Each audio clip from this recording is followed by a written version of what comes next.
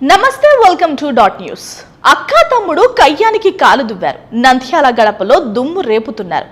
నవనందుల అడ్డాలో నరాలు తెగే ఉత్కంఠ రేపుతున్నారు.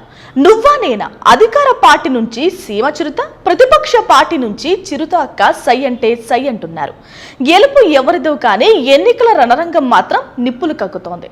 సత్తిరెడ్డి కోట్లు ఖర్చైనా పర్లేదు కానీ మనోడు ఓడిపోకూడదనే డైలాగులతో సీమ నేతల నెత్తురు కుతకుతమని ఉడుకుతోంది.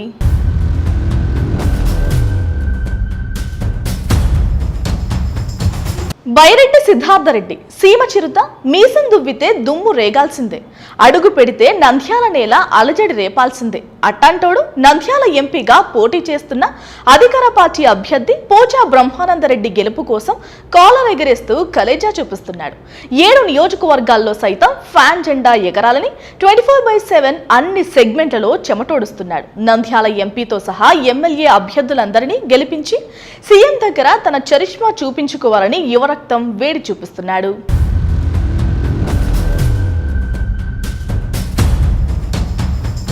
మరి సిద్ధార్థుడు అంత కసిగా ఉంటే ప్రతిపక్ష పార్టీ ఊరికే సినిమా చూస్తూ కూర్చుంటుందా? అతడికి తగ్గ మనిషినే బరిలోకి దింపింది. అతడి బ్లడ్ రిలేషన్ క్యాండిడేట్ నే కథన రంగంలోకి తోసింది. బైరెడ్డి అక్కనే పోటీగా దించింది. ఇక చూసుకోండి, వార్ వన్ సైడ్ కాదు, any side I don't care అనేలా ఎలక్షన్ హీట్ పెరిగింది.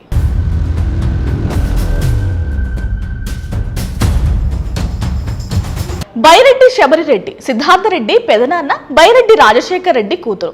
సిద్ధార్థకు స్వయాన అక్క. మొదట్లో బీజేపీలో ఉన్న శబరి ప్రస్తుతం సైకిల్ ఎక్కింది. టీడీపీ ఎంపీగా బరిలోకి దిగింది. తమ్ముడు ఎంత తోడైనా భయపడేది లేదని, తానే గెలుస్తానని శబరి శపథాలు చేస్తోంది.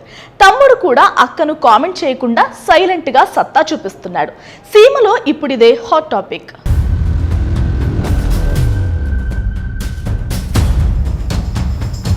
ఇన్ని రోజులు నంద్యాల ఎంపీ టికెట్ తనకే వస్తుందని ఆశపడిన మాండ్ర శివానందరెడ్డికి బాబు హ్యాండ్ ఇచ్చారు. శబరిని సైకిల్ ఎక్కించి మరీ టికెట్ ఇచ్చారు.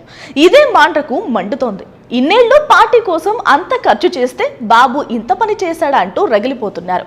అటు సిద్ధార్థరెడ్డి మాత్రం నంద్యాల గడ్డ అయినా, నంది కొట్కూరు అడ్డా అయినా గెలుపు ఫ్యాన్దే అంటున్నారు. మరి అక్కా తమ్ముడి ఫైట్ లో ఎవరిది గెలుపో తేలాలంటే జూన్ 4వ తేదీ వరకు వెయిట్ చేయాల్సిందే. Please subscribe dot news.